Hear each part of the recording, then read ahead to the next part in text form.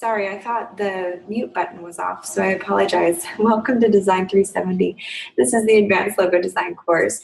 We're in week 3. This is our last session for week 3, and then we jump into the final week of the mod. So it's kind of crazy how fast the time flies.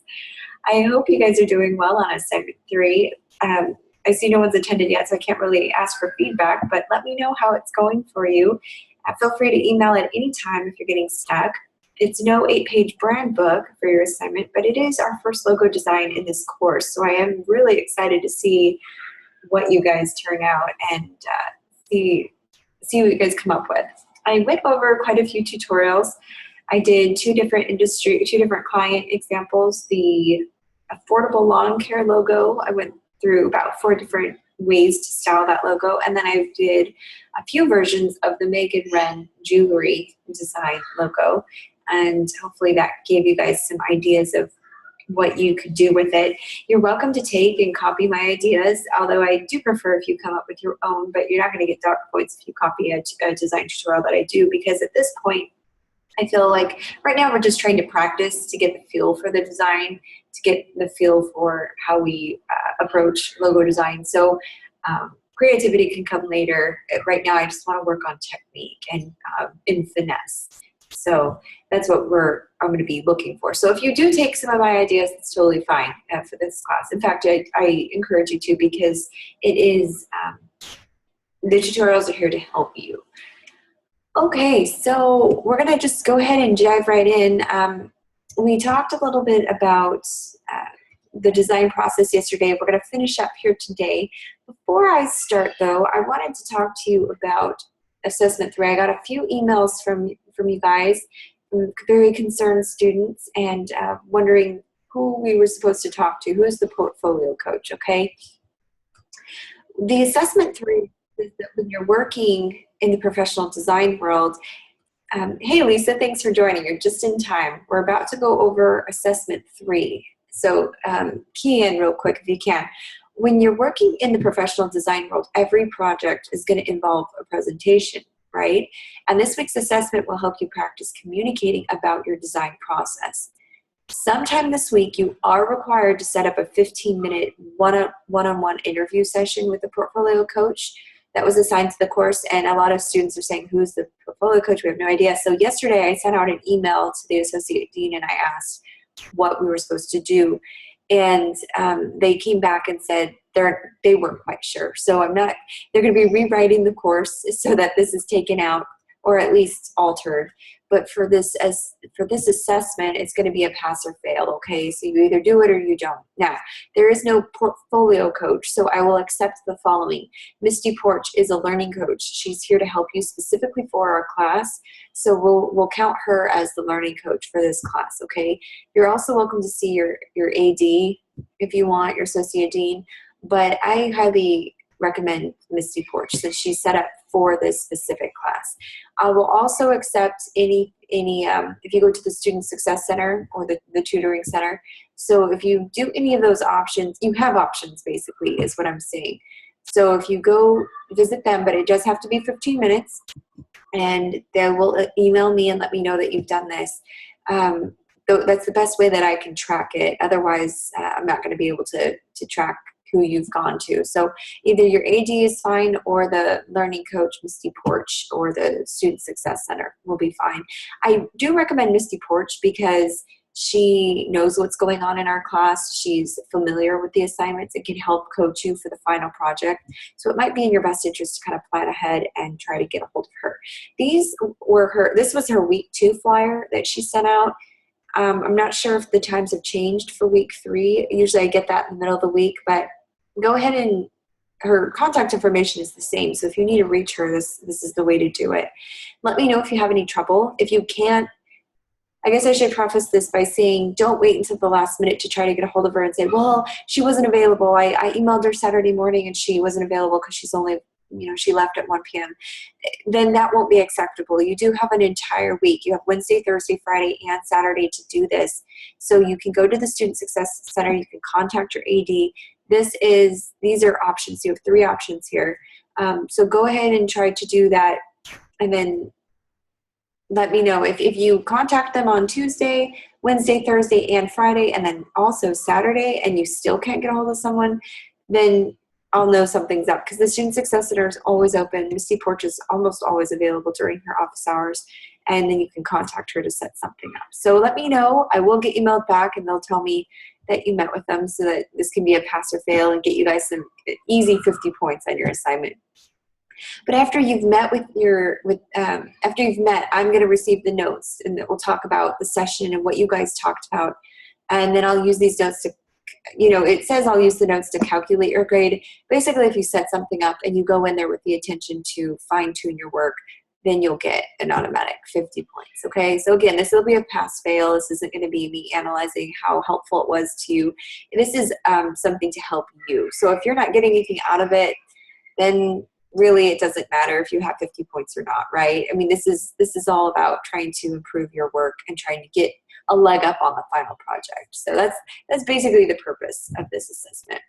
So you don't need to be finished with your logo, so please don't feel like you have to wait till Saturday until you can fine tune it. Bring your rough drafts, bring your ideas or your concepts. So bring your logo when you create your paper, rather than, I'll just be looking to kind of learn how your process is going and have you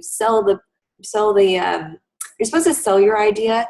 You could go in for tips and also ask them, get some feedback, some grading feedback on it, okay?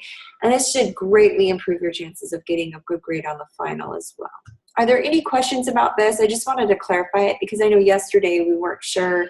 I wasn't sure, so I emailed the AD wasn't sure, so we had to contact the actual dean, and the dean wasn't sure what was going on, so they're going to be rewriting this a little bit, restructuring it next mod. But for this mod, it still is just going to be a pass or fail, and then you've got 3 options to choose from. So any questions about this? And I was just reading the chat box. So Lisa joined us. Thank you, Lisa. This is on the logos for the discussion. Yeah, this is actually week 3 assessment is what you're going to be required to go see the learning coach about. For the discussion though, you are required to just post some, it doesn't have to be final drafts at all. It can just be some rough drafts, rough concepts of where you're going with the logo. And then you're going to be taking the feedback that peers are giving you. I'll try to provide as much feedback as possible and take that into consideration, and then you can fine tune it. Yeah, they're the same logos, right. Exactly. So basically depending on which client you choose, you're only choosing one client, but you're coming up with 4 different versions. So you'll be sharing them in the discussion. And again, it doesn't have to be the final draft. It can be very raw concepts for the discussion, but you do have to share your ideas and then take them to the learning coach, and then they'll kind of help you critique or move forward from there. Yeah, so hopefully that answers all the questions. Any other questions?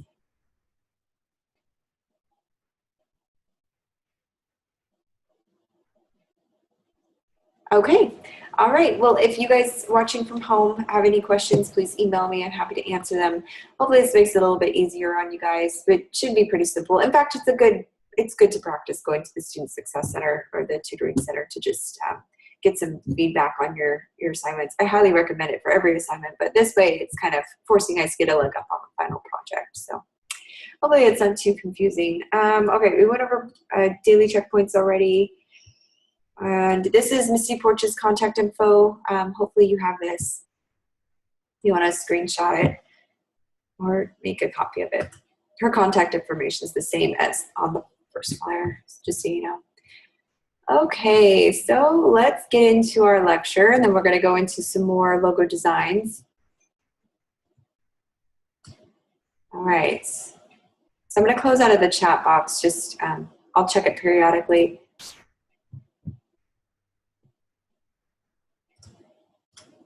Okay. All right. So I have, okay, let me start with saying we talked about the design process, the 5-step process. An experienced logo designer knows that designing a great logo really requires some equally great design process to ensure that the outcome is outstanding. And that's why we've been kind of beating this to death, is that I got to hammer home how important it is that logo design is a process and each step is important. So I've broken down the logo design process into these 5 steps. I kind of condensed it. We went over the 7 steps yesterday. We're going to even condense it even more. Though each designer is going to have his or her own process, you're going to have your own design process. It's going to be different from mine. But I do want to discuss a process that's worked for me, and as well as other logo designers out there. So there are no shortcuts to a great logo design. So if you put in the work at each step of the design process, you won't get the most optimal results. If you don't put in the work, you're not going to get optimal results. So we just need to remember that, okay? And you owe it not only to your clients, but also to your design portfolio to follow a judicious logo design process so that you can complete the project efficiently and effectively. Not to mention, if you do this properly, you'll have a pretty outstanding couple logos that you can use for your portfolio. All right, so I have a visual that summarizes the 5-step process that I wanted to discuss, and this is it right here. But I also have a YouTube video that I wanted to share, and we often talk about the design brief a lot, like the time and effort required to complete a design brief, as well as what the content of the design brief is going to have, the sketching, the style guides, the information gathering. This all depends on the type of client you're working with, but most of the times the process is the same. So I'm going to show you a quick video, and I'm going to hope this will pull up. Let's see if I can get it up. And it's just music, so if you can't hear the music, don't worry about it.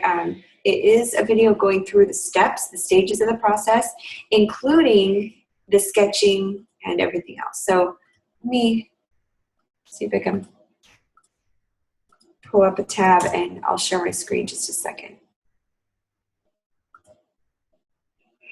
All right, go.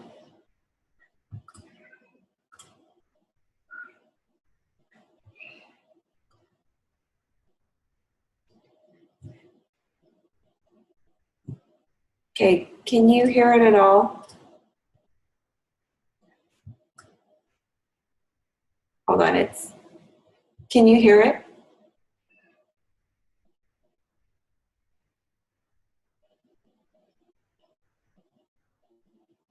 Okay. I'll unplug it so you can hear it.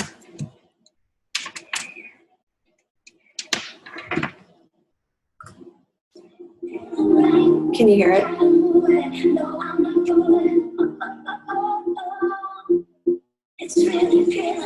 Can you hear it, Lisa? Okay.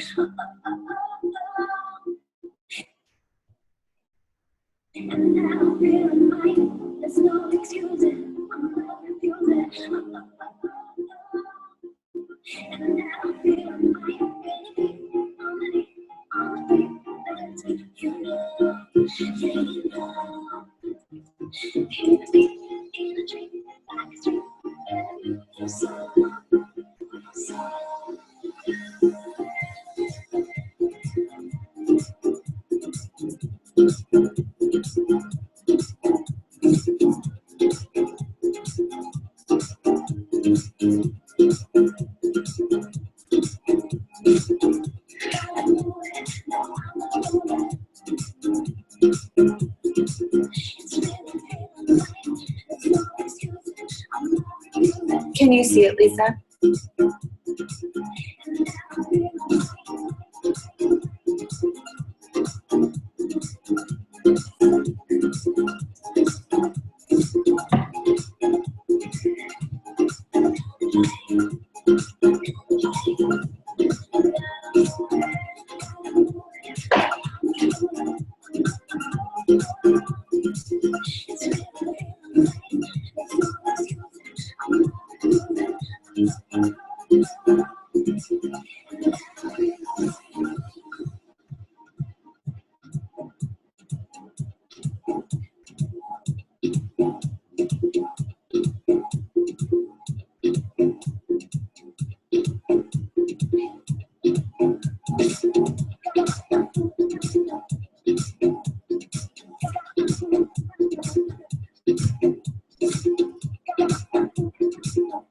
We're going to just skip ahead a little bit so you get the idea.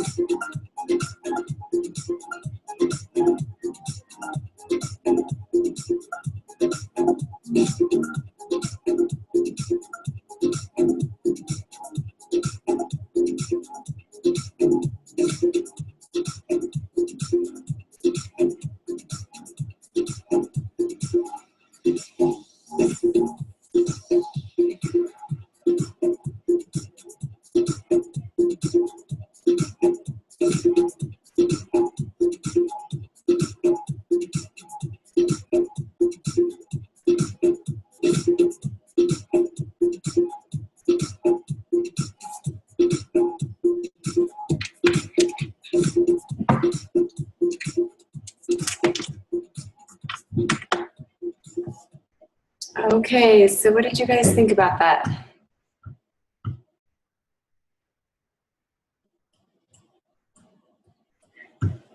What are some things that you noticed in that video?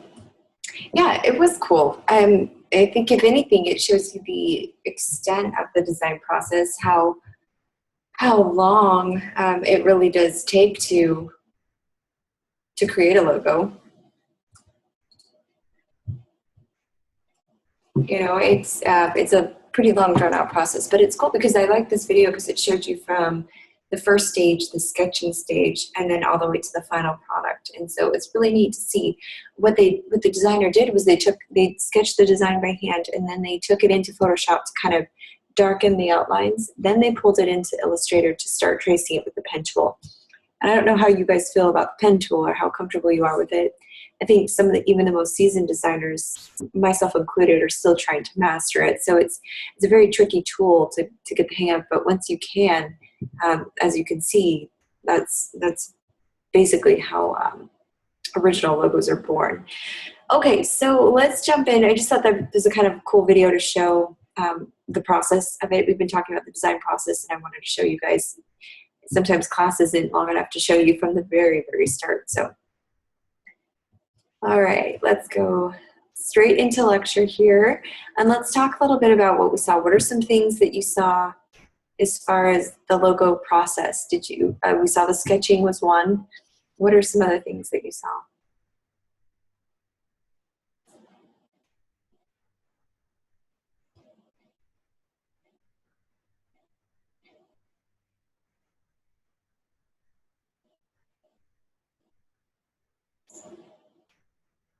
Some things that stood out to me were the use of the Illustrator tools. She did a lot of shadowing, use of the pen tool. As far as the design process, you could tell a lot of research went into what she was doing. This was a graphic design project, so she had to create some logo that was actually graphically interesting. A lot of research that went into it. The sketching took a long time. I had to skip ahead a few minutes just because it was like a 5-minute sketch. But the designer also built the design concepts as they were going, sketching, mood boards, prototypes. All these things had to come to pass before the final product. And then obviously they would get feedback and review later. But the actual sketching and the prototype actually came out really well. We went through several different kinds of typography to find just the right one. And I think it was a pretty cool logo in the end. All right, well, let's talk about, okay, so we went over the logo design from Sketch. I I want to walk you through something that was a bit fast. I thought it was pretty too fast to kind of catch what she was doing, but I did want to talk about walking through, or I want to walk you through the process a little slower, okay? So let me pull up, let me close out of my screens. I have like a million screens open right now.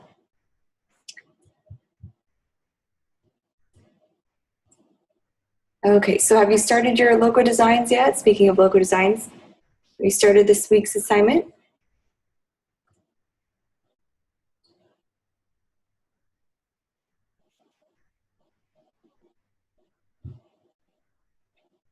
Very good. Hopefully yesterday kind of gave you guys a boost into, kind of launched you into the assignment a little bit.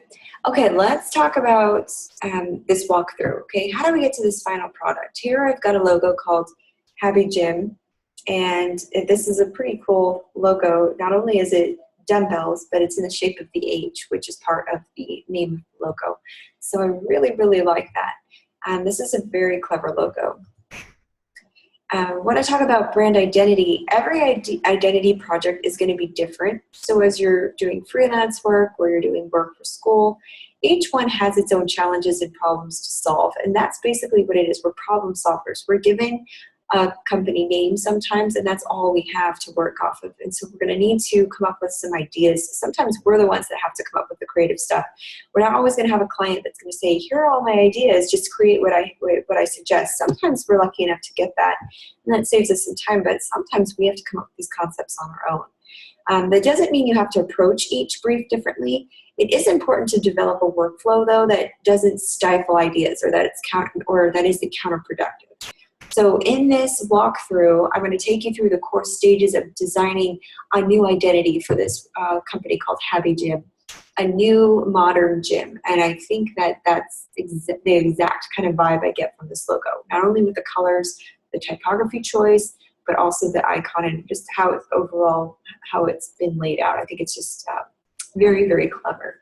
I want to walk you through how this identity was created, and I'm going to give you some steps covering the process from the start right through to the final presentation. We're getting a little sneak peek here of the final presentation, but I'm going to also we'll also demonstrate part of this process at the end of class when we do our design tutorials. Okay, so completing this walkthrough is it's going to take a little bit of time, but I'll try to wrap it up here in the next half hour. So basically, first things first, right?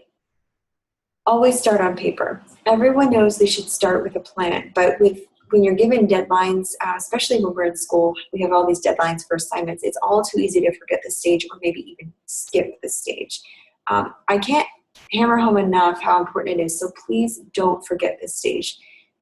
We saw how important it was in the video that we just watched, how she spent 5 minutes, 5 to 10 minutes. I'm sure she spent way longer than that sketching, but in the video it was like 5 minutes of sketching. This is a major part of the identity design, and this involves solving a problem with a concept. Okay, this is where you can put your thoughts to paper. This will save you time too once you get on your computer to be able to just create what you've already spent time on. So for many, this happens much more fluidly on paper as your mind will bounce off of each thing that you sketch out. Sometimes it doesn't always come well. So like I said, I'm not an artist by any means. I can do some very simple sketches, but again, I rely on my simplicity, my lack of artistic design to keep my logos simple. So this is a good way to start. And as you can see, every good concept starts on paper.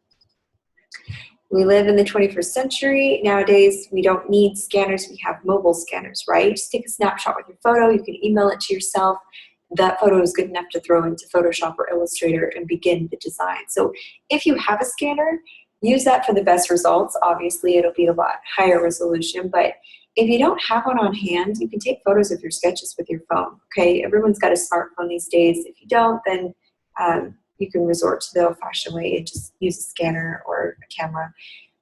But you can then use these as a guide for your digital recreation, okay? This will be your template that you get to trace. When it comes to logos, precision is essential, so it's important to get a very clear photo. But also live trace needs to be ditched, and work needs to be done manually. A lot of people will, have you ever used LiveTrace before, Lisa? Those of you who are watching at home?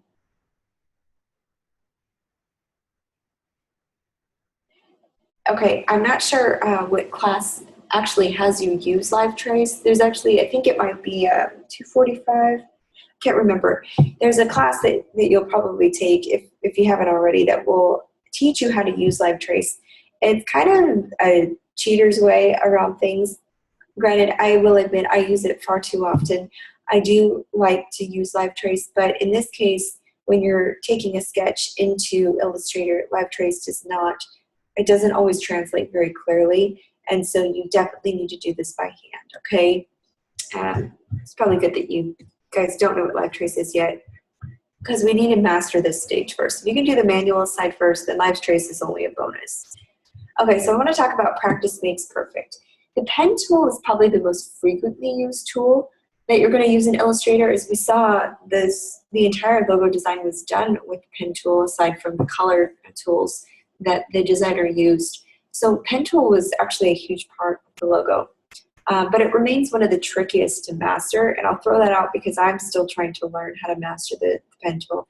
It's a very powerful tool, and learning it will not only benefit your ability to create images in Illustrator, but the skills that you acquire will actually boost any Photoshop pen work that you do. So if you can just stick with it. I know it's taken me years to get to the point where I'm at now, and I know that's probably not comforting for those of you who are still struggling with it, but I promise you, if you stick with it, it's worth it. And one day it will just click, and you'll get it.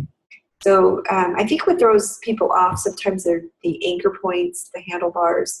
Toggling ever so slightly will just distort the entire angle or arch of your drawing. So it's very tricky to master, but you guys can do it, and just keep it up, keep practicing, because that's what you will use in graphic design, or I should say logo design for the most part. Okay, so using the shapes panel, I showed you guys how to do this. It's under the, well, you guys should be familiar with the shapes panel. We've got the square, rounded, rectangle, ellipse, polygon, star tool. You've got the flare tool in there. This was a very simple shape that was created by just using rectangles, okay?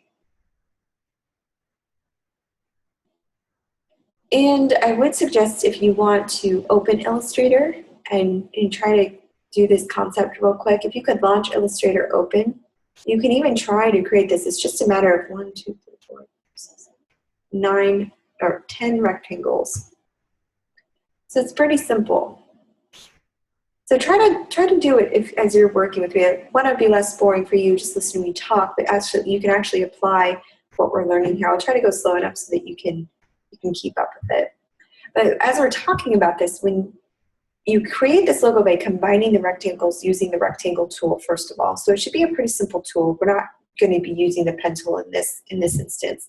But when building the vectors, try using the shape panel for better accuracy, okay? If you can use a rectangle instead of the pen tool, I recommend it, because it'll be more accurate and you'll get crisper, sharper lines that way. To get this effect though, hold down Shift to draw the shapes with equal proportions. Especially when you're drawing a square or you want a true circle, you need to hold down Shift as you click and drag the mouse.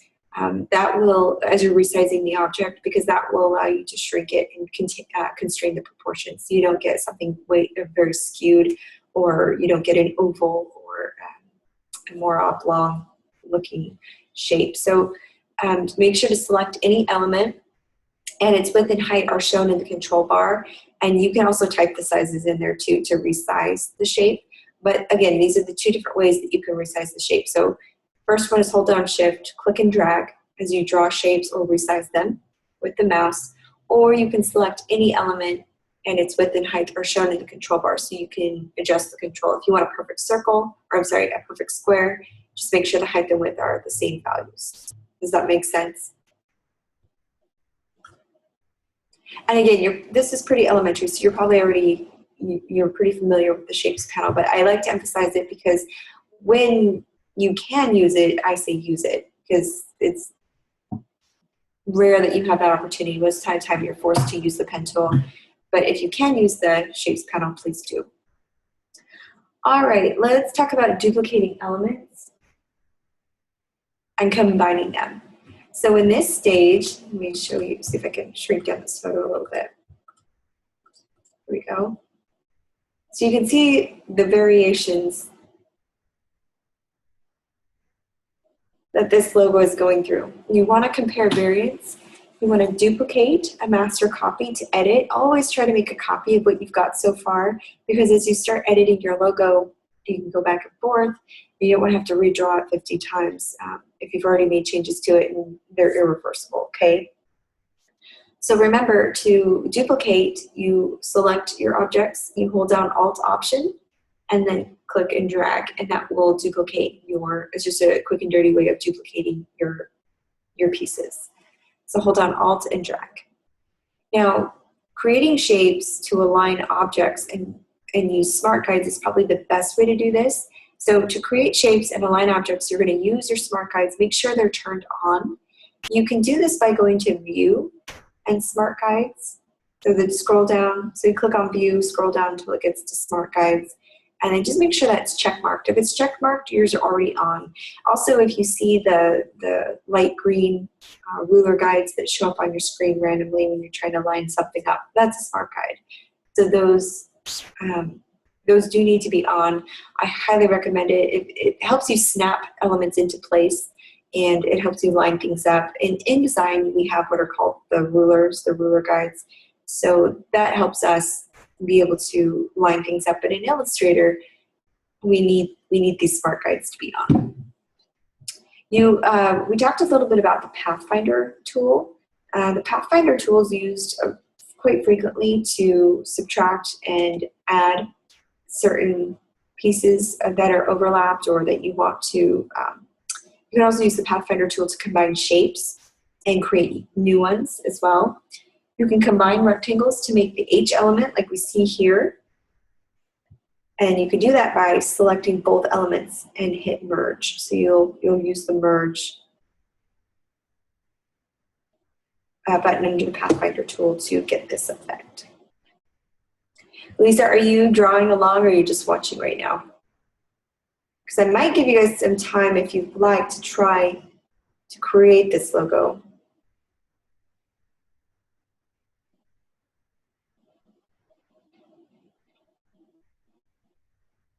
Okay, you're watching, that's fine. We'll do a brief tutorial on this as soon as we've gone through the steps, but sometimes it's helpful to see the steps before we go through the design tutorial, because sometimes I don't spend enough time discussing the entire process just for sake of time.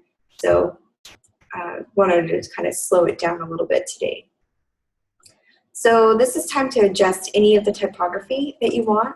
After the tracking and the kerning of words, after you've done that to change the tone of a logo, and really, you should play around with it as much as possible. We saw in the video tutorial, the designer went through a whole slew of different fonts, different font families, and adjusted the kerning and the tracking to get the final result. So make sure you're doing that. Sometimes spacing out the letters a little bit can kind of give it a cleaner effect.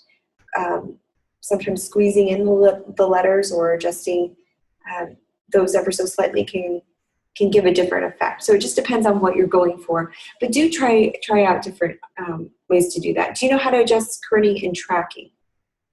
Does everyone know how to do that?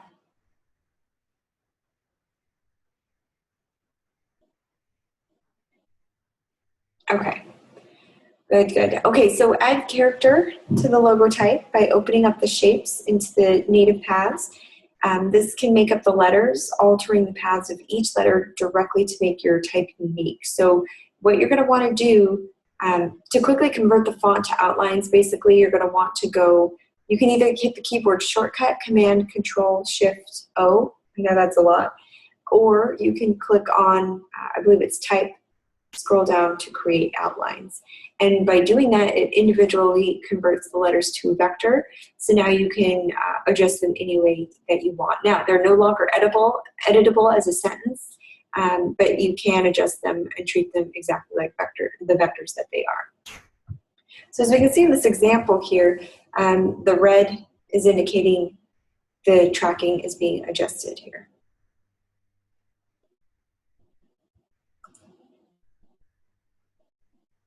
All right, let's keep going. Are there any questions about this process up to this point?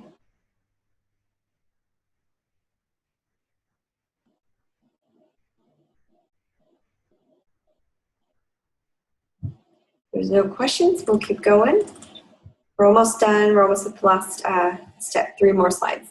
So we want to keep these changes subtle, obviously.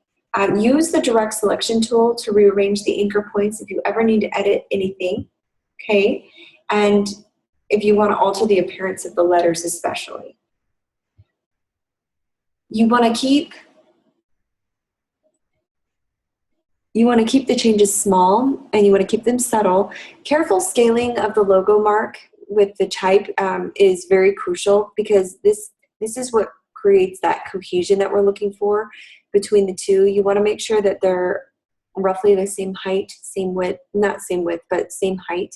So if you look at the icon of the dumbbell, it's the same height, basically same size as the letter H in the word. So you can kind of see this helps the eye a little bit. It helps keep things proportional. If you had the icon way big and the letters pretty small, that's kind of what I call an oversized logo. It's not a technical term. It's just what I refer to as the oversized logo. It's just it's unbalanced. You need some balance with the logo. So the way that you carefully scale is hold shift to keep down everything in proportion, like we talked about. Same way that you'd keep a square or a circle proportionate, you want to hold down shift the same way, click and drag to resize. And that will help you scale all the elements up or down depending on which direction you want to go, but at least it constrains the proportions for you.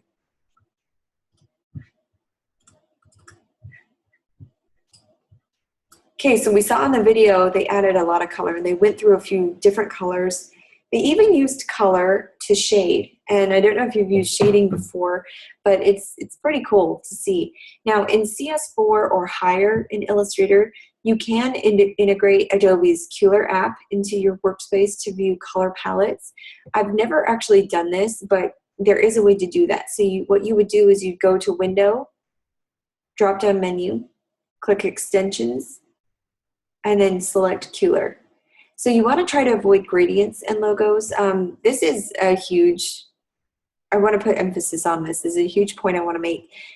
But don't take that as an absolute rule. It's just, it's important not to get carried away, especially multicolored gradients. Remember that rule, no more than 3 colors is probably the best way to go. You can have a very colorful logo, but the problem is when you're just starting out, especially as beginner designers, I feel like a color becomes a crutch, so to speak, and so you're relying on color to give that to give what the logo is lacking. And by doing that, when you take the color away and you do a black and white version, you kind of lose a ton of detail. So it's important to try to keep your logo at bay with just a few good colors, a few good strong colors. And then you would basically hit Command Control F9 to access the gradient dialog if you wanted to add any gradient. But try the logo on a variety of background colors and shapes and see what stands out to you. You can try different colors. Again, it's kind of a trial and error. You don't really know, depending on, every logo is different. But you don't really know what color is going to suit it or what color palette would be best until you go. But I will add, if you're unfamiliar with how to pair colors, or if you don't know color palettes or what are complementary colors, analogous color schemes, if you're not familiar with different color schemes, I would recommend going to Adobe's Kuler website, because or the app, because then it already pinpoints, it already has the color palettes loaded in there. So if you're looking for a complementary color palette with a shade of blue, if you want to use cool colors, then you could, then it already has swatches for you to choose from and color palettes already selected. So it's pretty cool. I actually taught a color psychology class, and we spent a good half hour on the website just kind of looking at it. And if we have time today, I can pull it up and you guys can see what it is. But it's pretty handy. I think it's pretty cool. Are there any questions about this? About adding color? All right. Okay, so let's talk about the delivery templates. You've created this logo from scratch. You've created this logo. You're even in the design process. You've gotten feedback. Now it's time to deliver the logo. Final result here. So the way that you package this is that you go to File, Save As, and then select Illustrator Template. You can choose fonts that work well with the brand, create style guides for the designs, add some CMYK color breakdowns, Pantone codes, and font names. This is useful for the designers, and it ensures brand consistency, which is what we want. So here you see in this example, just like the brand book, this is how this logo has been outlined. There's a small, medium, large version. There's a black version. And then this logo was designed in their gray color that they selected here on the bottom right. And then they showed the three different options. And this is kind of giving some branding concepts right here. So you want to give examples of the brand on various materials. You could probably show it on, oh, let's see if they've done that here. No, but I had a picture that they did do that on. Let me see if I can find it. Here. So the final version. So they threw it on a water bottle. They showed a product. They showed the icon all by themselves. So they showed a black and white version. They showed it on a grayscale version. It's a very, very effective logo. I think it's very clever. So we can dive into trying to do this if you'd like. If you want to pull up your Illustrator real quick before we go to break. And let me see if I can pull something up here. We'll try to go over this a little bit. Pull up Illustrator. Okay. And let me get some, let me start fresh here.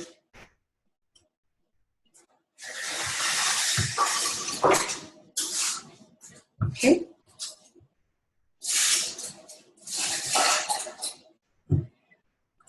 All right, so Lisa, do you have your Illustrator up?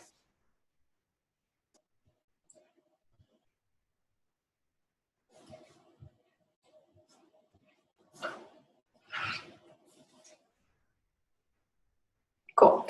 All right, so let's start with a new document. I'll give you a minute to get started on that. And remember, we're going to jump right into our shapes panel here. And I'm going to grab my rectangle tool. I'm going to hold down Shift. If I need to resize to a perfect square, as you can see, if I hold down Shift, even when I click and drag, it will just do a perfect square.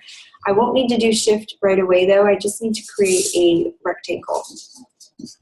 Okay, I'm going to do a no stroke, black fill.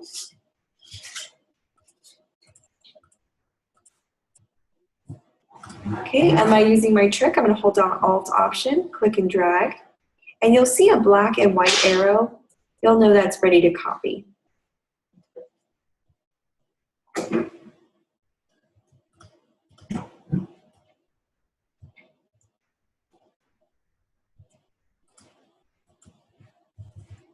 And I'm going to zoom in here so that you can see what I'm doing. And try to practice this with me if you can. My smart guides are on, so I'm going to use the center point. I'm going to snap it into place. I'm going to copy these two. Again, I'm using my green line here to center it. And I'm going to flip this.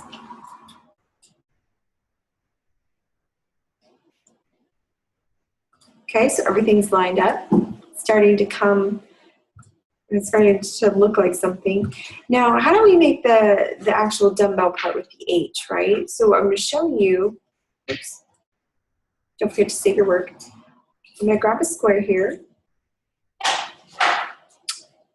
And this might be the best way. I actually don't know how they did it, but I'll show you the best way. You can do it two different ways. I'll show you two different ways. You can draw two. I'll grab a copy of this. You can draw a square.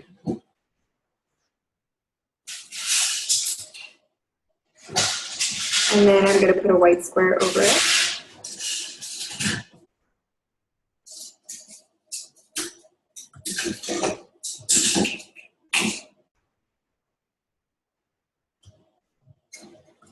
And I'm going to want to center this as best as possible because I want even space on each side, okay? And then I'm going to highlight these elements. I'm going to grab my Pathfinder tool and my shape modes, and I'm going to click minus front. Okay, so now it's giving me this shape, right? Here's one way to do it.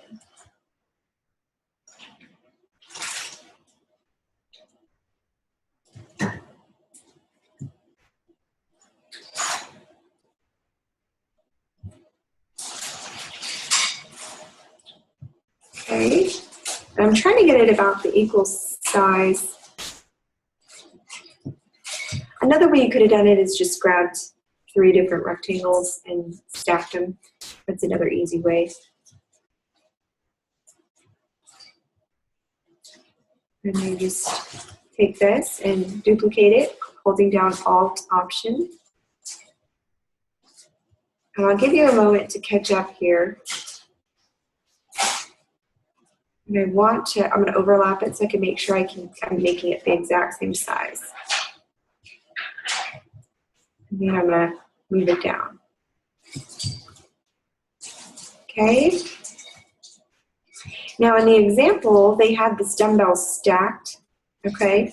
So what I'm going to do is make this a little larger.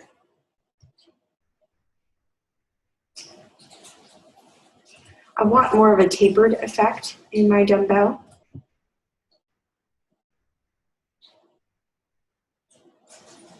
Okay, so and now they've kind of tapered off the corners. So I'm going to grab my direct selection tool, I'll hold down Shift and bring that in. You click on the anchor point that you want to manipulate and hold down Shift. I'm going to line it up here. Okay, that's one way to do it. And I'll zoom in here so you can see exactly what I'm doing. Grab your direct selection tool, click on the anchor point that you want to manipulate. Try to line it up as best you can. Just like that. All right, so I'll give you guys a few minutes to catch up to this point. Lisa, do you need more time, or would you like a few minutes to try to catch up?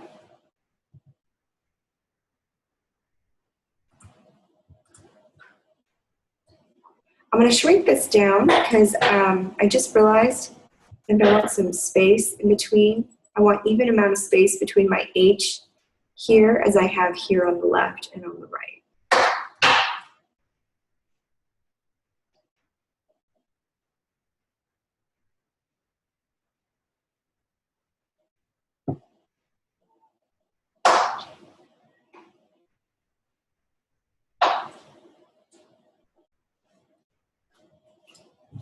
Right.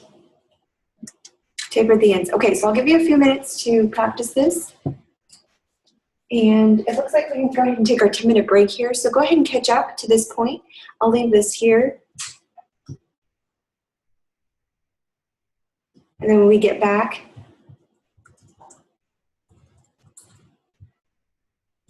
we'll finish up, okay?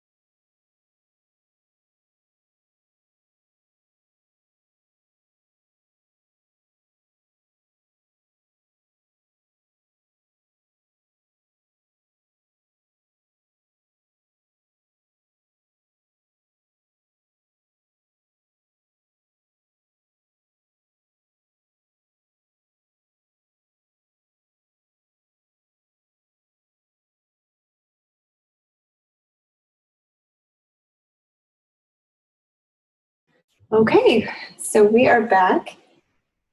How did you do, Lisa, on that logo? Did you have a chance to get it? Or get kind of caught up?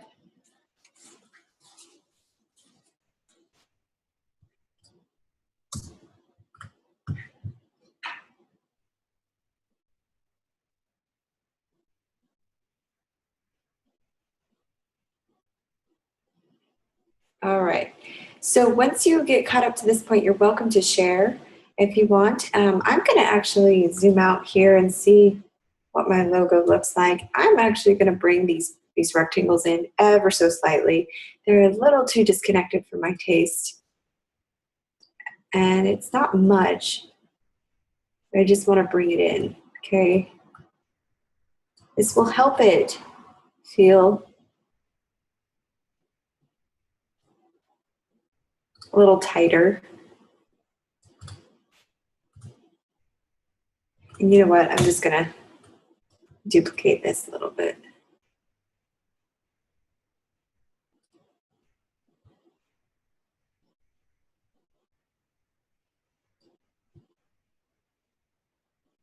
Okay, again, I want even spacing all around, if I can help it. This looks about right. I might bring it out just a little bit.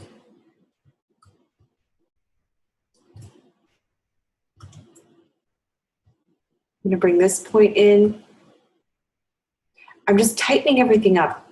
I didn't want it too disconnected. I definitely like the white space between the bars, but I'm also wanting things to feel a bit more pieced together. And sometimes you have to zoom in quite a bit to get accurate. And in this case, I wanted to make sure my spacing was right on. All right, so now we've got our icon, okay, our Happy Gym icon. Now it's time to get our font and choose the typography for our logo.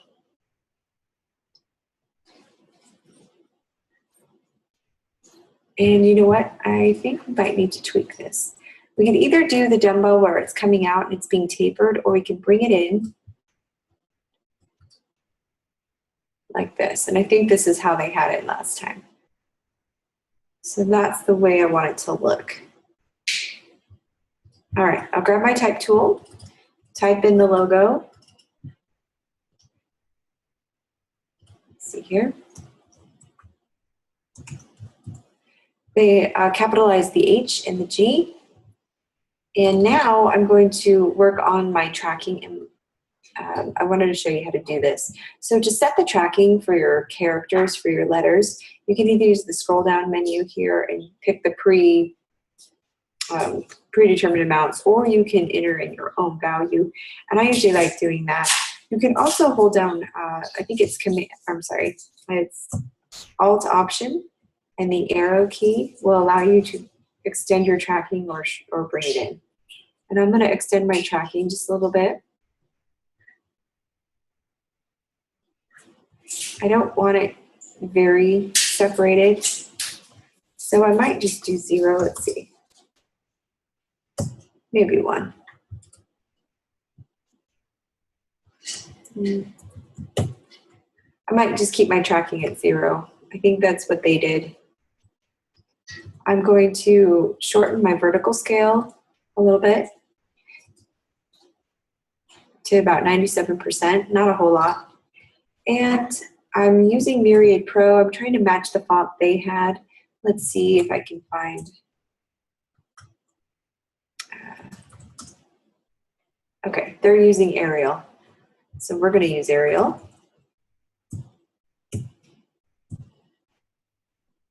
Actually, you know what? Their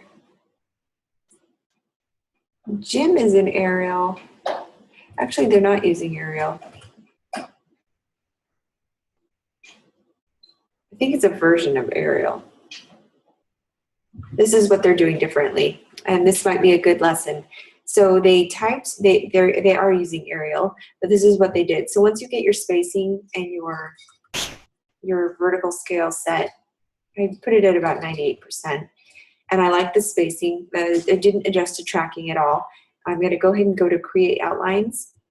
At this point, I can't edit or type my actual type, but it now converts it to a vector.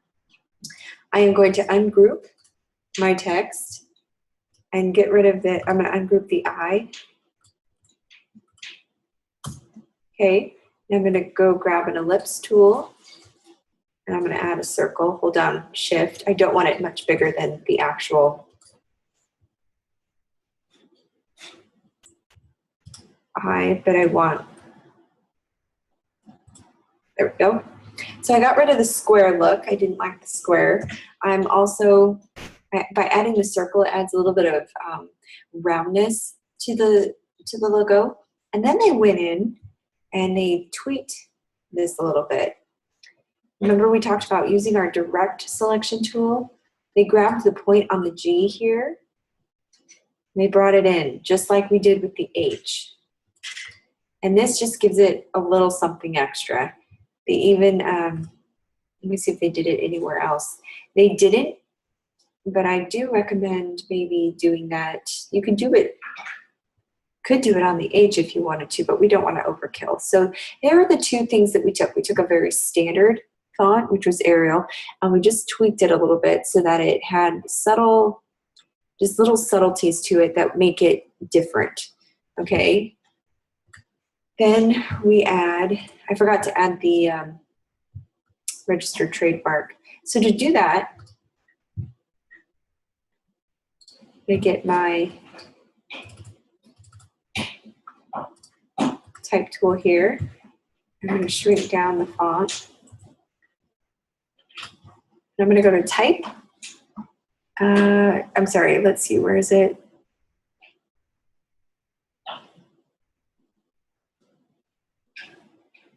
Sorry, all this is muscle memory, so I have to remember where it is.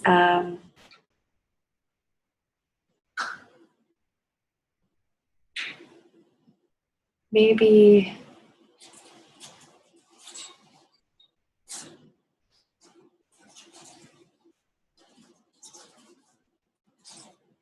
let me type it in. Let's do the glyphs. I'm looking for glyphs. Where are they? Oh, type glyphs, okay. I didn't see it, I was looking and it didn't come up. So I went to type glyphs, and if you've never seen this before, it's kind of cool. It's all the kind of hidden characters that you can use within Illustrator. I'm gonna go ahead and grab their, I think it's a trademark symbol. We do register trademark, copyright symbol. I don't see the TM here. Should be in here. There it is. Oh no, it's a circle. So we'll just go with the registered trademark circle, okay?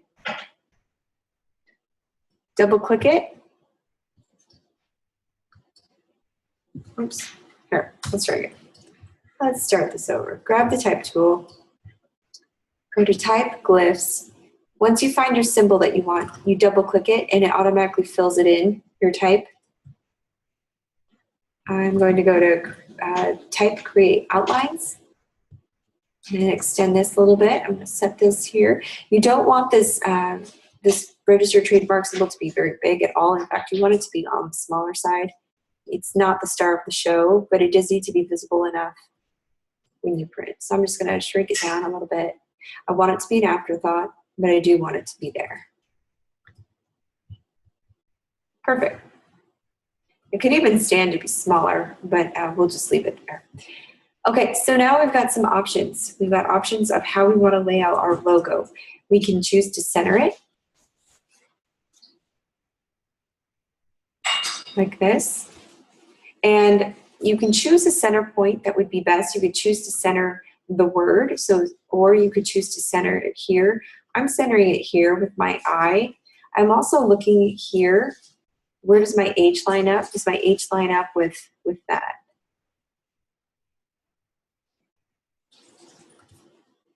All right, so I can do that. And then this logo, I'd shrink down quite a bit. I want it to, remember we're talking about being proportionate. I could do that, or this actually needs to be shrunk down quite a bit.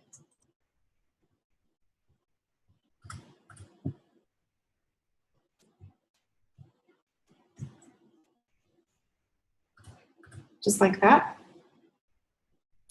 Or they had it, this would be a vertical layout, or they had it horizontal. So I'm just going to take a copy of that. Remember, hold down Alt, click and drag, and they put it to the right of the letter.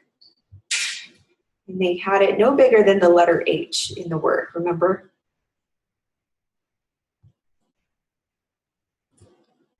Just like that.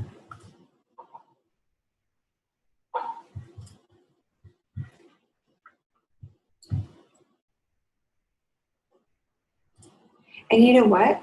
Now that I'm looking at the final product, I believe what they did was they shrunk the sides down even more. So I'm going to zoom in here. We're going to tweak this a little bit. I'm going to grab both of these, shrink them down, and then I'm going to center them.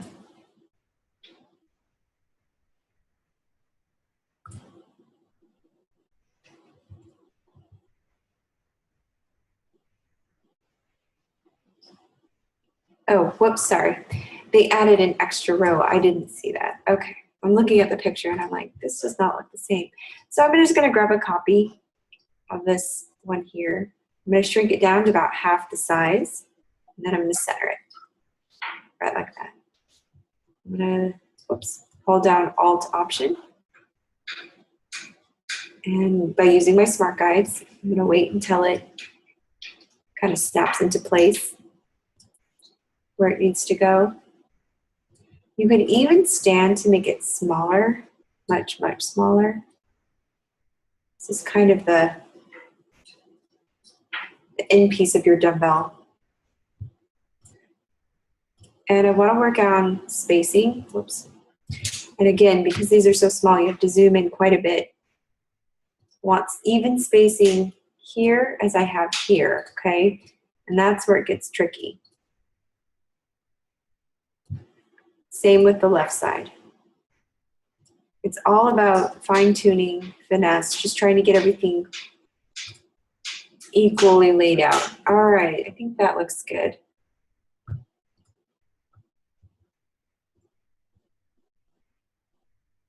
That's what we were missing.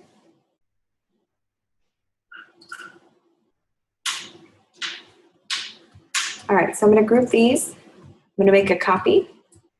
I'm going to get rid of this one here on top.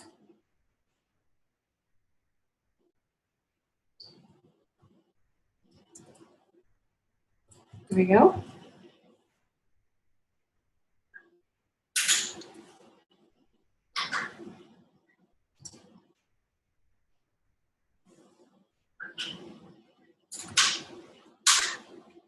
And then, and that looks good. So I think there were two different versions. I did want to show you one thing. If you go to File, Save As, and then if you go to Illustrator Template, right here, AIT, and then save it. That's how you save your template. Also, we're talking about color a little bit. If you grab your ellipse tool here, we'll kind of set it up the way that they had it. I'm going to give a heavy stroke on this. They had 3 of these laid out. 1, 2, 3. They chose a black. They chose a gray.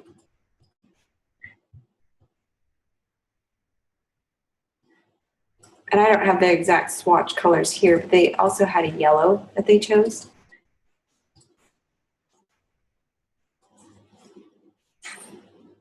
It was more a warmer yellow.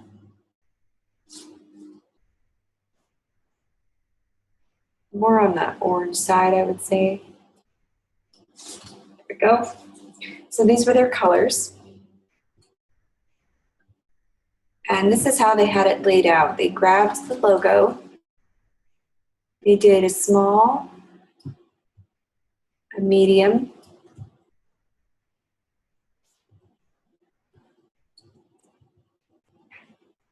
and then a large version.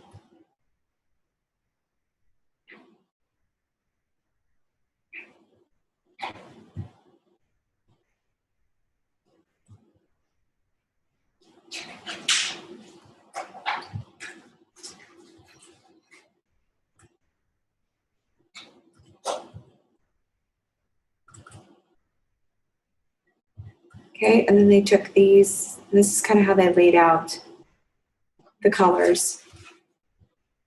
I'm going to thicken the stroke on here. Hopefully you're following along so that you can see. These don't have to be very big. These aren't the star of the show.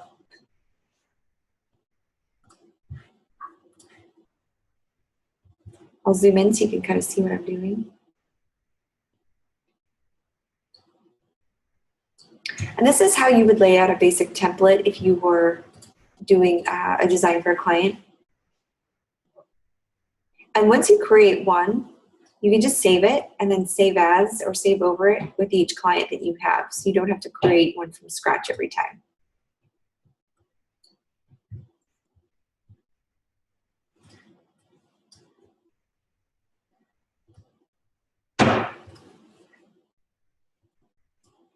Okay. And then I'm gonna grab another one of these, copy. And I'm just creating dividers.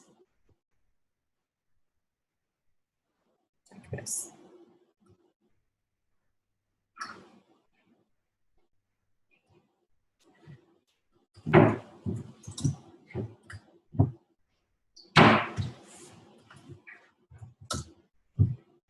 And each of these, I'm going to give that gray that we were going for. I'm going to grab the vertical layout of the logo. I'm going to put it over here.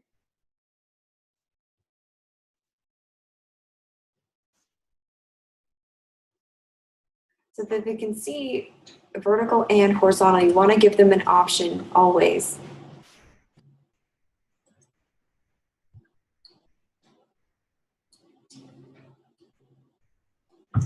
Okay, we'll bring this down here. And all of these I'm going to give the gray so that they can visualize it in the color palette.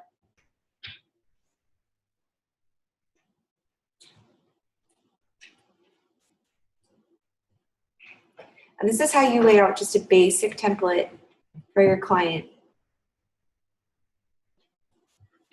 Lisa, how are you doing? Were you able to get that logo created?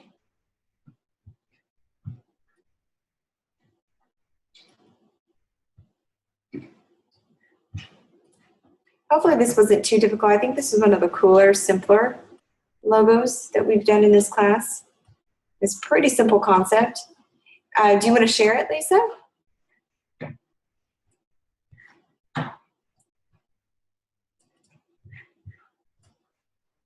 No? Okay. That's fine. You're going to make me be the one to share it, huh?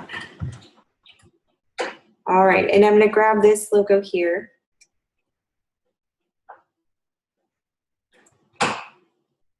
Give it the black. Bring it to the front.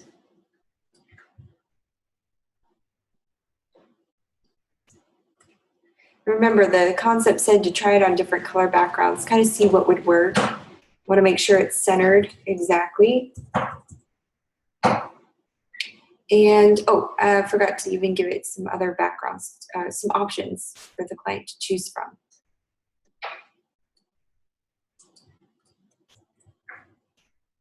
So we're doing it a black on yellow because that's their dominant color palette. I'm going to hold down Shift here, scale it down proportionately, like we talked about. I'm just using the Alt Option key to copy.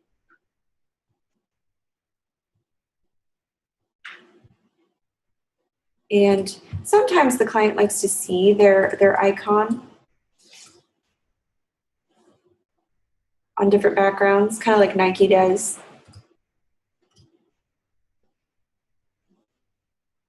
And you definitely want to show them the black and white version, the reversed version. This one's going to be black.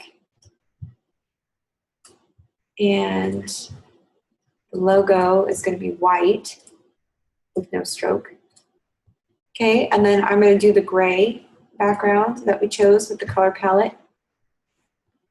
And I'm going to do a lighter gray because it's not really showing up. There we go. It's kind of cool. And then you can show the icon in different colors if you want.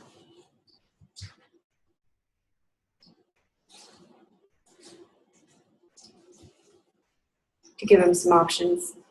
And I'm just copying these over.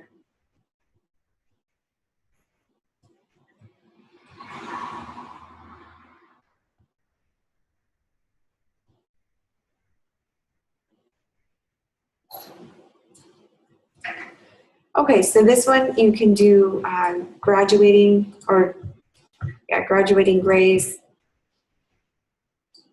Oops.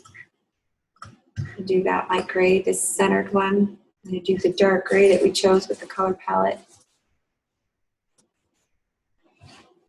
I'm going to do different versions, different color. I should say shades.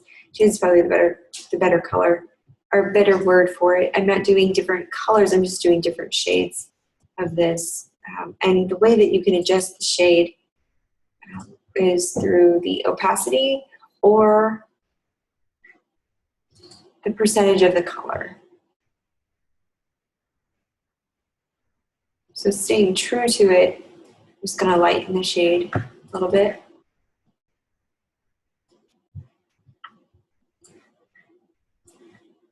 I'm going to go even lighter. So not only are we doing color swatches, but we're doing shades of the colors. And I'm going to scoot this down a little bit. Give some breathing room. The one thing we didn't do here was show it on products, but again, you can just grab something off Google, a product off Google, just take, or you could draw your own vector and then show the actual logo on the product if you'd like. It can be t-shirts, water bottles, whatever you'd prefer. Okay, so that is how you set up a complete design template for your client. Are there any questions? Everything except the products. And then under each circle, you'll enter in your CMYK values here. For sake of time, we'll go ahead and move on. Are there any questions about this tutorial?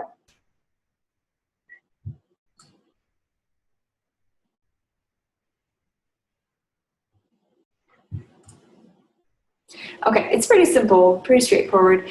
Let's check out that. Let's do color, no extensions.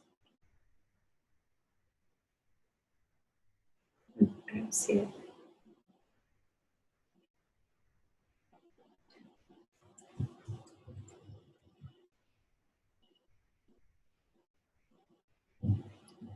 My Illustrator has frozen. I did want to show you the Keeler website real quick.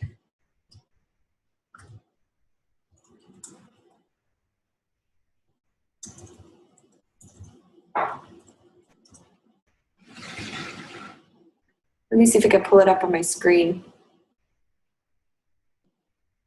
It's the color wheel with all the color schemes. This is it comes in super handy when you're creating logos and you're kind of at a loss of where to go with the color scheme. Let me see if I can pull this up for you. Here it is.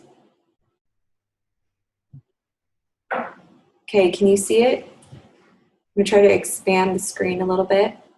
Let's talk about this for a moment. I don't know if you're familiar with the different kinds of color palettes, the color rules.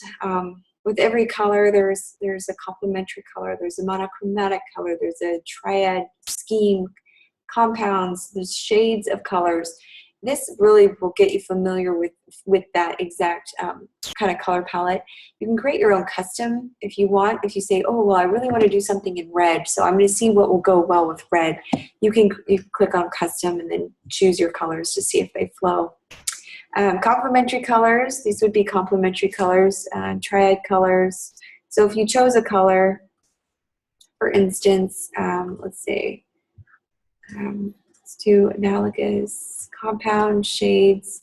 What were we on? Yeah, Yeah, there you go. You can create, meaning you can come up with something custom. You can choose already existing color themes, which I think are pretty cool. I mean, there's a million to choose from. If you choose one that you like, so say this one, games, this one's one that I like, you can go in and even edit it if you don't want that exact shade of blue. You can darken the blue a little bit. You can move it in. Say you want a really light, almost a purple blue.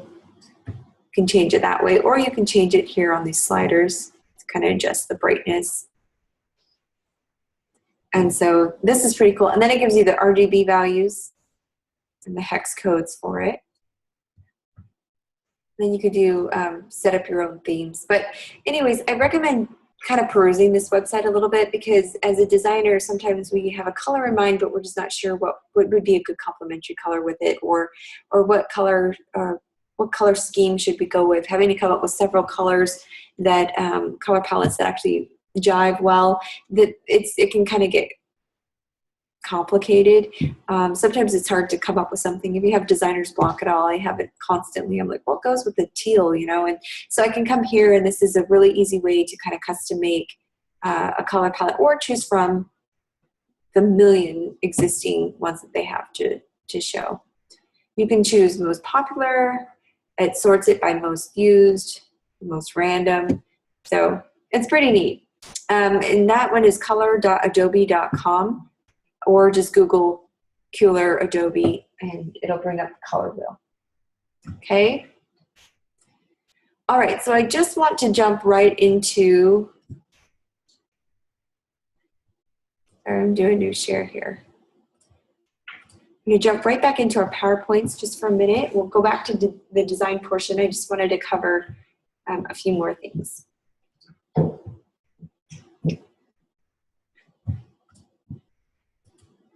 So hopefully that was a good break from the lecture. Now we're going to get back to the boring part.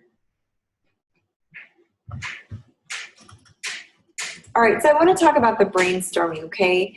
A logo is more than just images and words. A good logo tells a story about your company, or about the company you're designing for.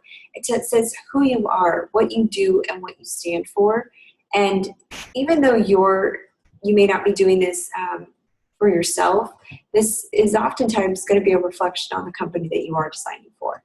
And that's a lot to ask of just one piece of art, which puts a lot of pressure on us designers, which is why it's important that you take the time to do it right. And so that's why I'm kind of trying to hammer this home, trying to go over the steps to make sure that you have it right, because it's so important that we master logo designs.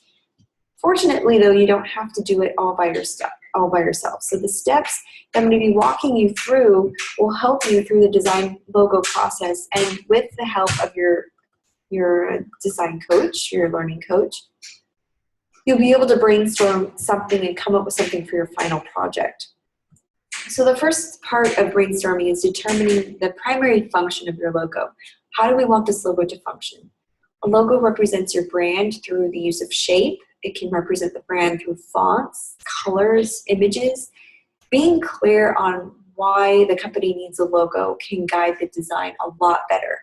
So it's up to you to kind of be able to interpret that. But as you're doing your logo, you need to be able to remember you want to boost recognition, you want to create memorability, create trust with the client, and you want to enhance admiration between the logo, the company, and the target audience. Boosting recognition, that's simply your company new or competing in a field with a lot of other players. Depending on where you stand, you want to have a strong logo that can help clients recognize your brand more readily. Creating memorability. Customers shop with their eyes first, and so logos can be an easy reminder, easy way to remember brands other than or names besides products and services. People, again, we talk about top of mind recognition. They can recognize that particular brand and associate it with something a lot better than they can with names. Over time, a customer can usually come to associate your logo with your company, but when you're first starting out, or if the client's not very well known, you definitely want to try to come up with something that's memorable. We talked about creating trust. This just talks about part of bringing in and keeping clients. It's based on the willingness to trust you. A solid logo can really convey your honesty and your integrity, and you can do that through color. You can do that through style, and this can help put clients at ease if you can do this. Enhancing admiration. If clients already have a good impression of your business, if they are vaguely familiar with it or maybe a branch of it, you can build on that by creating a logo that's well regarded for its good looks, cleverness, or effective simplicity. Okay, here's the next slide. Here are 2 examples. And I want you to think about your target market. I brought this up before. It's important to be clear on who your client is, okay? We talked about a preschool versus a law firm last time. You want to customize the look of your logo to appeal to those who are actually going to be using the services, okay? Law firm, which one would you see at an actual law firm, as an actual law firm logo? Would it be the one on the left or the one on the right? Want to take a guess? The right. And why do you say the right, Lisa?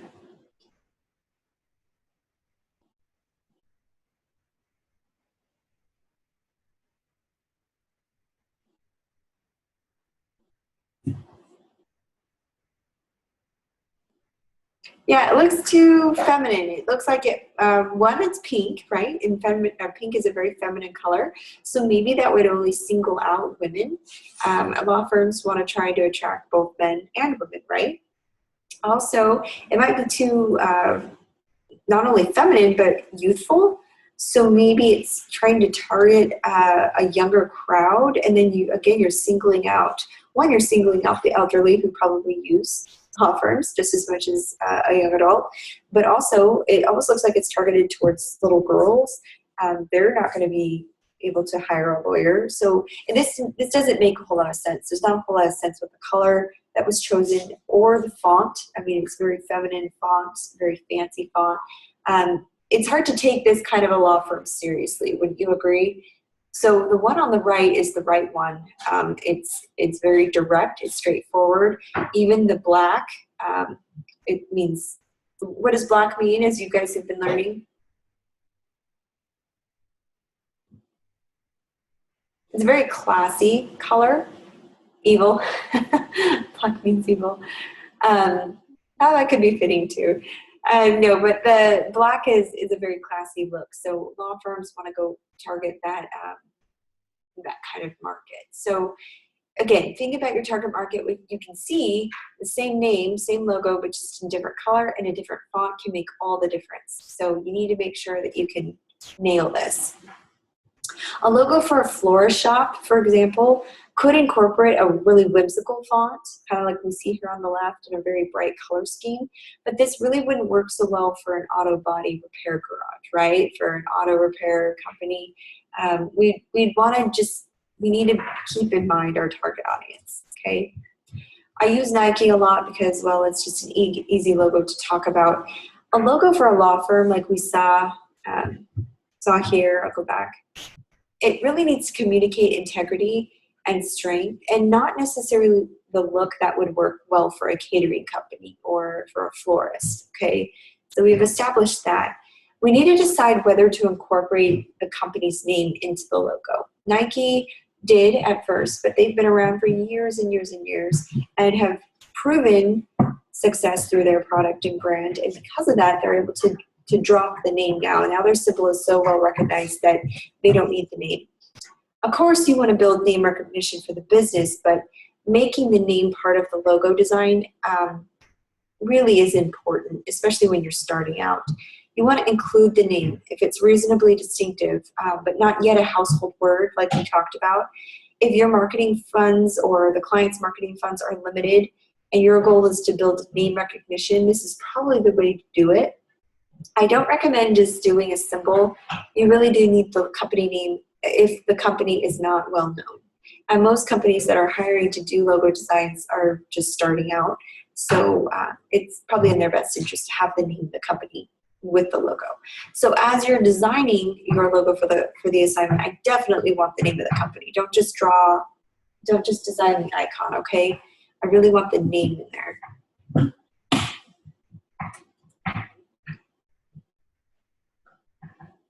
Okay, Lisa, would you like to do that after class or would you like to do that over screen share?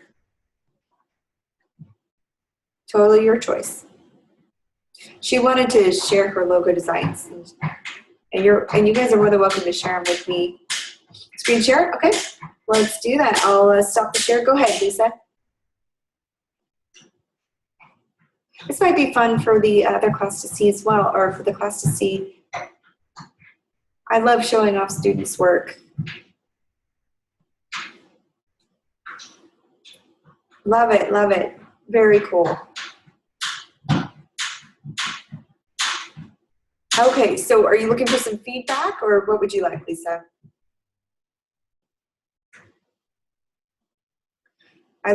Did you create that one more on your own?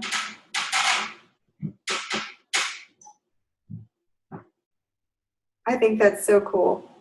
That is really cool. Thank you for sharing.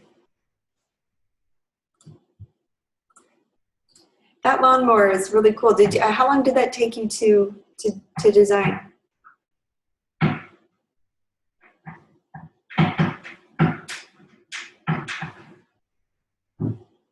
It's very clever.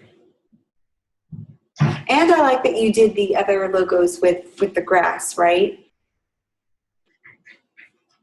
I think that's another way to simplify it.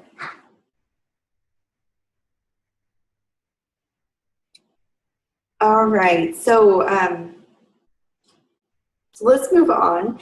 Let's talk about incorporating the company's name. So very cool, Lisa. Very good job. I love original logos. I think that's definitely the way to go. I would say with the lawnmower, make sure that it's proportional size to your text. Okay, so sometimes we want to blow the icon up really big, but we want it to be about the same size and proportion as the letters in our logo. Okay, which is a good rule of thumb. I love the lawnmower. I think that's really cool. Very good job. I saw some good stuff there. Again, take it to your learning coach and have them give you some critiques, how to fine-tune all of your rough drafts. But be sure to share in the discussion, Lisa. I think the class could really benefit from seeing what you've created. Great job.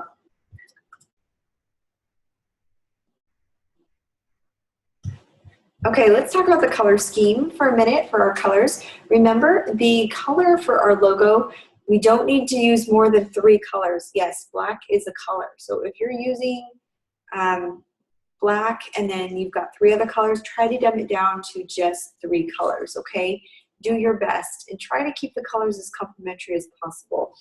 If your company or the client or the logo that you're designing for has already certain colors established, that's fine to do, but it's very important that you use a consistent use of colors. You don't want to change up color schemes, especially on logos that you're designing if the company already exists. Consistent use of colors builds familiarity, and you want customers to be able to mentally, I say this with air quotes, you want them to link your logo to the company. They want to be able to associate the logo with the company just based off of the color scheme alone.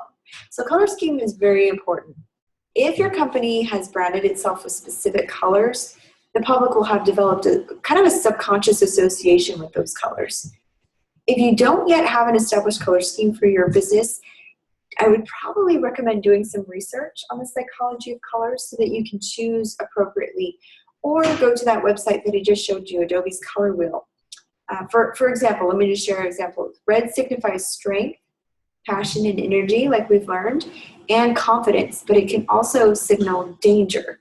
So we want to make sure that we're in the right place with, we're sending the right message. Okay, if we're using red in our logo, we don't want to signal danger. We want to kind of emphasize the positives in the logo. Okay. All right, it looks like we've got a little bit more time to do one more logo design, so we'll go ahead and stop here. I won't bother going through these slides, and let me pull up my Illustrator file. We'll try to do another logo. I like to do more logo designs, but I try to break it up so we're not bored with one or the other. Let me do a new screen share. I'll bring up my Illustrator. All right, so let's expand the screen here. Let's go over to these logo designs. Okay, I did some Megan Wren jewelry store logos, some pretty simple ones there. You could do a boutique logo. Let me show you how to do this one. So Jack and Jill Children's Boutique, I thought was really cute. Oh, it was the laughing giraffe. Let's do the laughing giraffe. All right.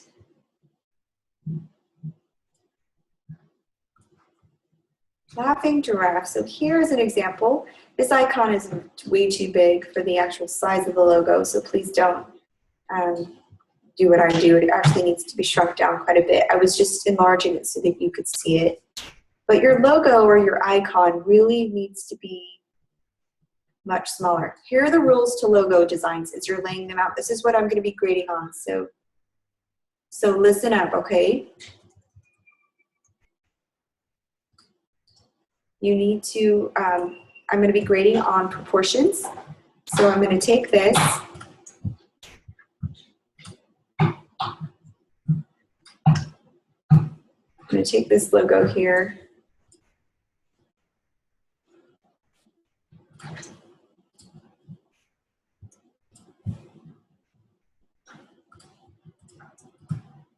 Sorry, it's all grouped together. It's giving me some trouble. All right, so I'm going to show you how you do this. I'm going to do proportions, and by proportionate, I mean I don't want the icon to be larger than your font. Don't do what I'm doing here. I'm just enlarging it so that you can see it. But like in this case, I'm using my icon in my font. Okay, I made a giraffe out of the G. I think that's kind of cool. Another thing you can do, there's different ways to do your giraffe. I'll show you different ways to design it. Here's one. It's pretty simple. You grab a line tool and give it a stroke.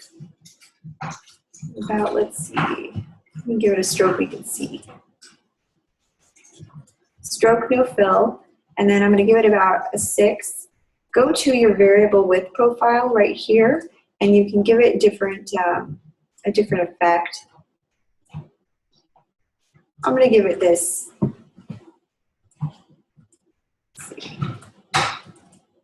This first tapered one, and then I'm going to copy it. I'm just going to kind of rotate it. It's okay if the points overlap. I think that gives it's kind of a neat little touch to it. Gives it more of an authentic feel.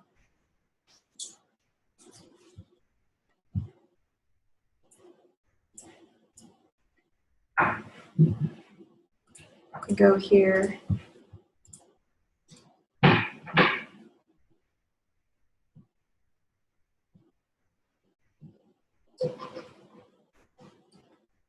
I'm going to just rotate these pieces. Let me zoom in here so you can see what I'm doing. So I'm just using the line tool. Again, I'm not using the pen tool. I'm not using the shapes tool. Just simple line tool. I'm going to grab these legs. Oops.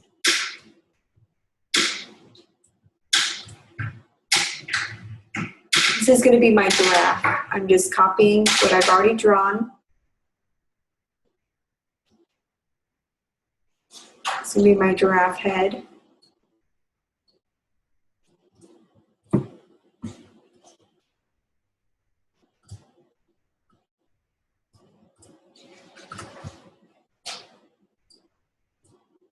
All right, so I got the long neck.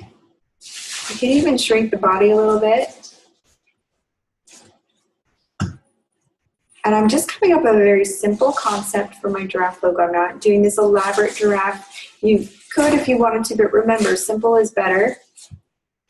And I could choose to, I'm going to shrink this down a little bit.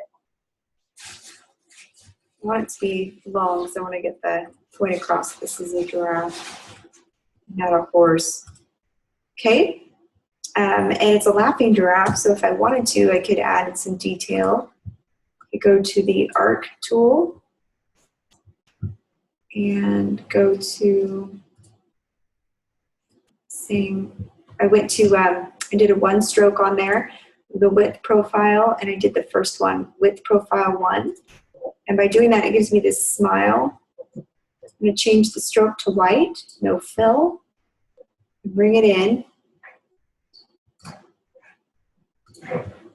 and just like that.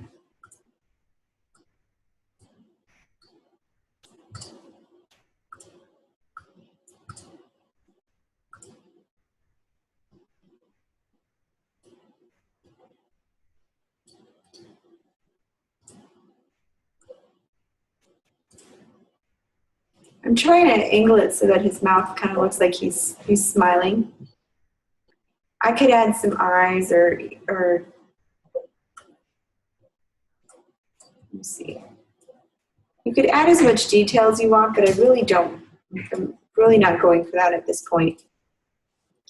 I just want him to be smiling because after all, it's a laughing giraffe, right? Angle it.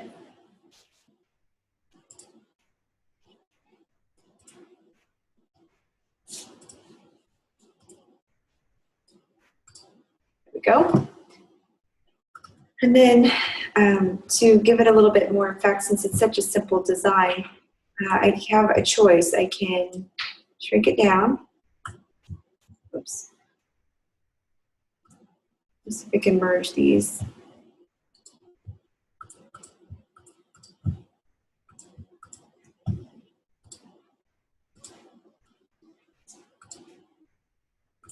Oh, I guess it won't let me.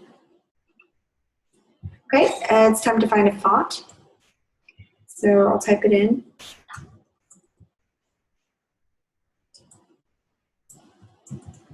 And let me increase that font so that you can see it.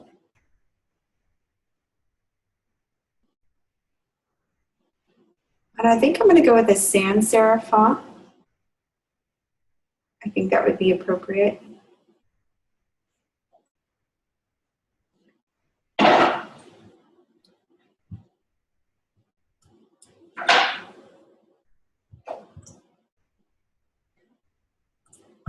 And I'm going to scroll through here and see if I can find a font that will kind of fit what I'm going for. Now, I don't know if you've done any research on boutiques, but boutiques are, they're kind of a hybrid between jewelry stores and clothing stores, so they're trying to appeal to a larger variety of people.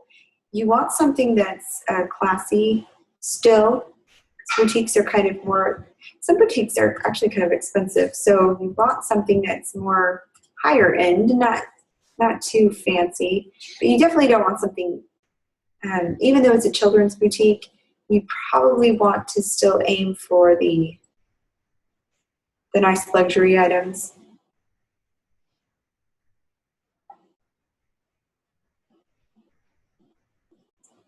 Let's see.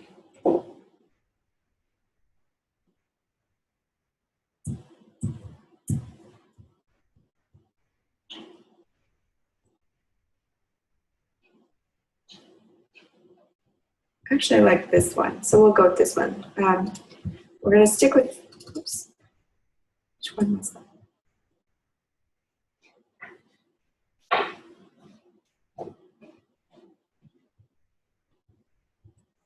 It was Avenir next.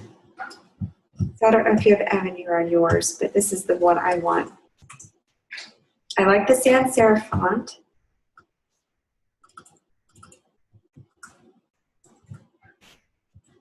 I like the spacing. I can even choose to bold it.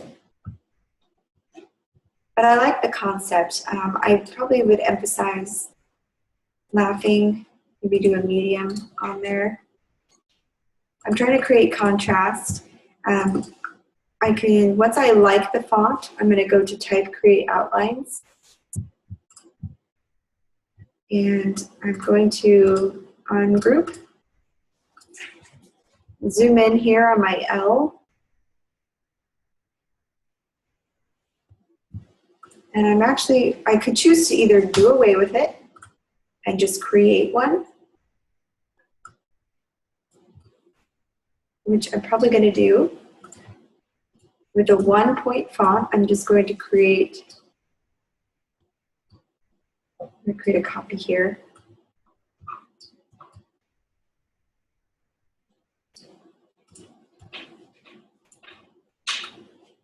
And I'll make it the height of the L of the H. I could choose to give it a thicker. And I'm going to choose to shrink the A, well, not shrink the A, but elevate all the letters just slightly.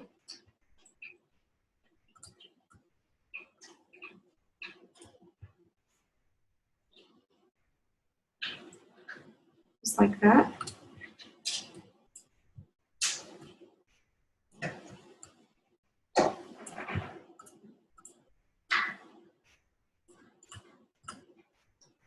So by kind of tying in that letter, now I can shrink this down. See if it'll let me. Shrinking down a stroke is going to be tricky.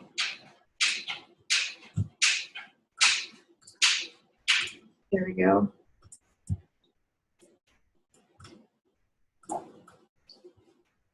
And I can choose.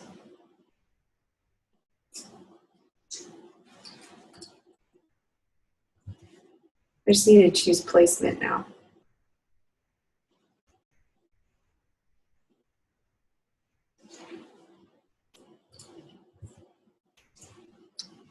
Maybe we'll just center it.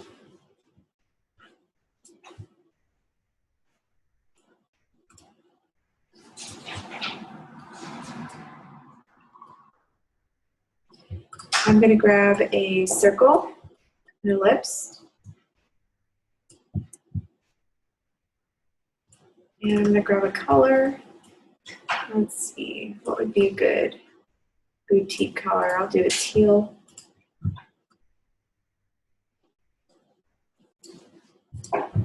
Send it to back.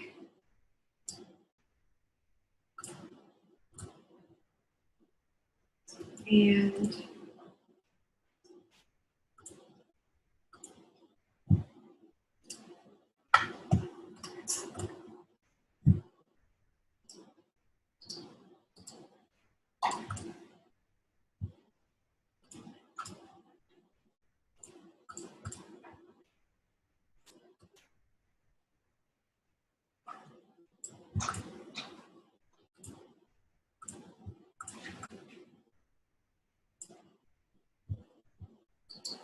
I'm going to highlight these two circles. And this is where you can play around with it a little bit.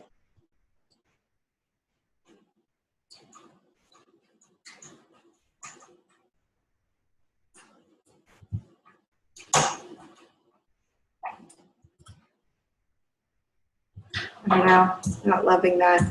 I think I'm going to stick with my rounded rectangle.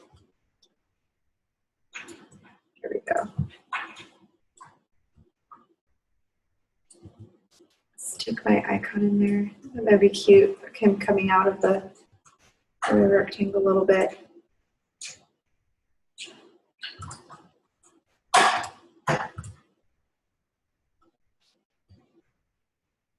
Okay, so this is a pretty elementary, pretty basic design. You're welcome to use it.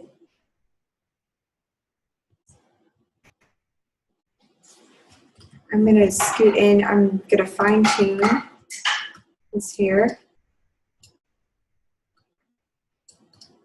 Bring his legs in.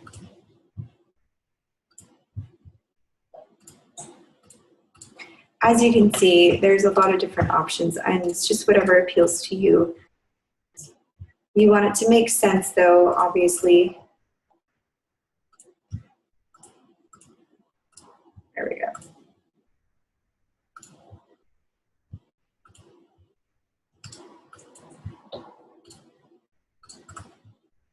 Okay. I'm going to zoom out. So there you go. So the laughing giraffe. I could choose to, if I wanted to get a little bit more stylized,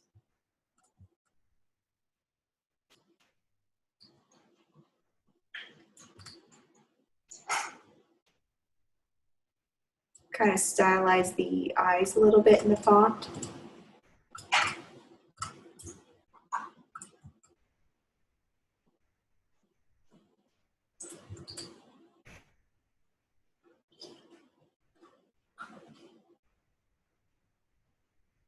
I don't know, there's a lot of options you could do. This might be a little overkill though.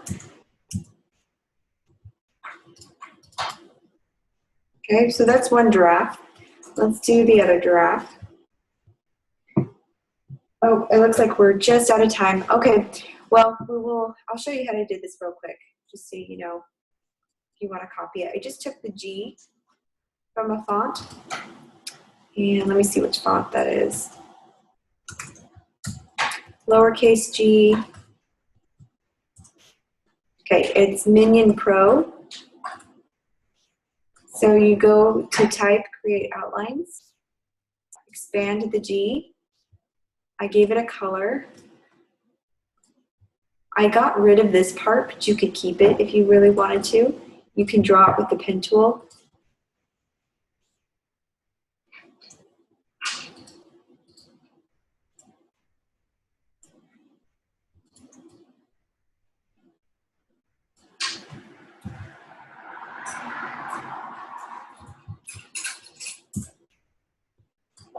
Or you can create your own.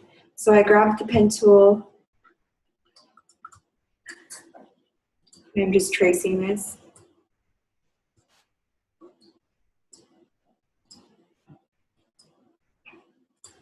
Okay. And I'm going to flip it over.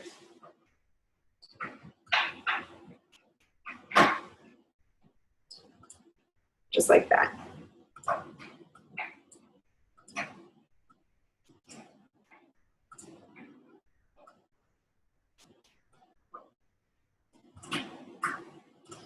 All right, and then I just took these. I just drew 2 lines to do the horns.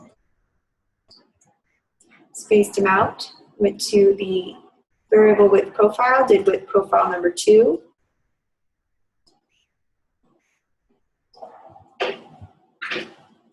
Enlarge them a little bit.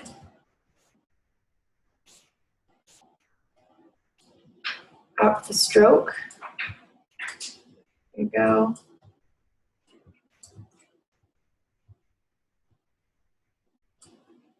And then you can change the circle on the inside, but with your direct selection tool. You want it more circular, you want to bring it in.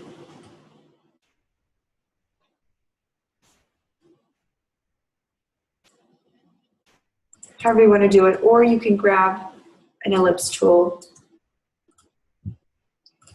and create something like this.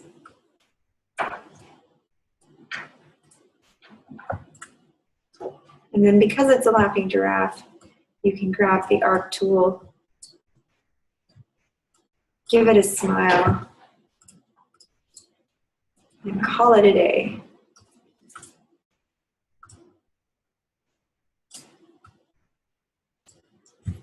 Like that. And then that can be your icon. So that was just a quick and dirty way of how to do this last logo. Hopefully this gives you, between yesterday's and today's logo designs, plenty of options.